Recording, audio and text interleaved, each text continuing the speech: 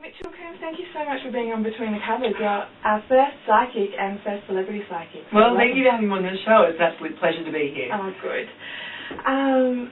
You've come in straight from your book launch and you're about to head off to the airport to continue this whirlwind tour. How's it all going? Oh, it's fantastic, and it's so exciting to be able to meet people and also hear the encounters and stories that they've actually experienced themselves. You know, they've read the book and they've said, you know, I've had similar experience with the spirit world, and it's really touching to hear other people's stories as well, so I love meeting new people. Yeah.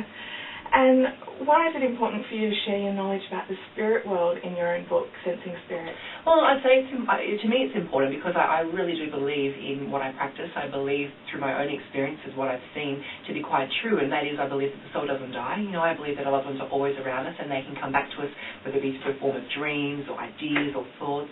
And I tend to find that when people can understand that their loved ones are much more closer than they realise, those that have passed away, it can bring a lot of comfort and healing to many. Mm-hmm. And what about for those who haven't lost loved ones? I mean, I'm one of the fortunate few who hasn't experienced much death. Sure. Do we still have connections? Absolutely, because we all have spirit guides and angels that are there to guide us and watch over us and to protect us. But just sort of alongside that as well, I guess, you know, I said that the spirit world works in the most amazing ways. So you may not have lost someone in particular, but then you may sort of recall an event or a time where maybe you felt you're in the right place at the right time, or something was guided to you, or you felt that you're in a, you know, a life-saving measure was given to you to save you from some tragic sort of experience. And I find that the universe and the spirit world is constantly sort of assisting us and working with us and helping us in ways we least maybe understand or recognise sometimes. That's right. You say in your book, Sensing Spirit, that there's absolutely no such thing as a coincidence. So do you get reassurance from that personally?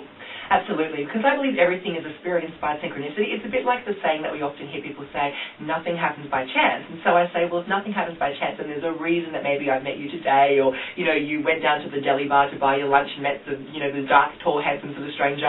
You know, I find that everything is placed on our path for a reason, and I believe the spirit world works in that way. And quite often, loved ones will send us signs, like you'll find that you may find a 5-cent coin on the ground.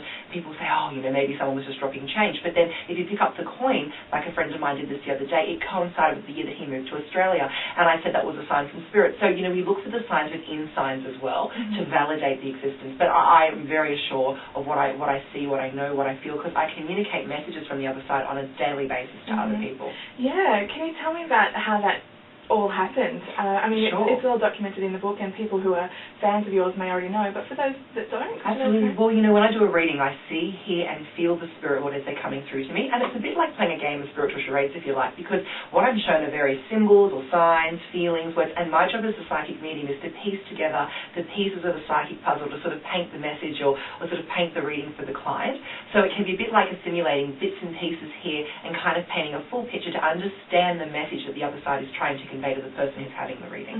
It's interesting that there's so many different types of psychic abilities. Can you explain exactly what they are? Okay, there's many different types. The main three that I work with are clairvoyance, which is clear seeing, the ability to see the future. And so people who are quite clairvoyant will often find that they will start a sentence with, oh my goodness, you know, I can see that person falling over if they don't tie up their shoelace, or I can see you're going to miss out on the opportunity if you don't call the person now. So they start with I see. So they see things, have vivid dreams, etc. And then you've got clairaudience. So clairaudience means clear hearing or psychic hearing. So often people with psychic hearing will find that they'll hum a song in their mind and then turn on the radio and that song is playing, or they'll hear the phone ring and then moments later it does, and they're very clairaudience. So actually, or may even hear spirit or hear their own name being called out. And then you'll have people who are clairsentient, so they pick up with psychic feeling. You know, I get a gut feeling this does not feel right. So people who are clairsentient often will meet a person for the first time, say to somebody, you know, I get a good feeling about this person, I get a bad feeling, and they just know. So they're the main three psychic senses that I work with, and that most other psychic mediums who are quite gifted in this arena will also work with as well. And a lot of people that don't call themselves psychics may experience that third one that you mentioned, feeling in your belly. How can people become more in tune with that? And why do you think people aren't willing to accept that they may, or everyone may, have a bit of psychic ability?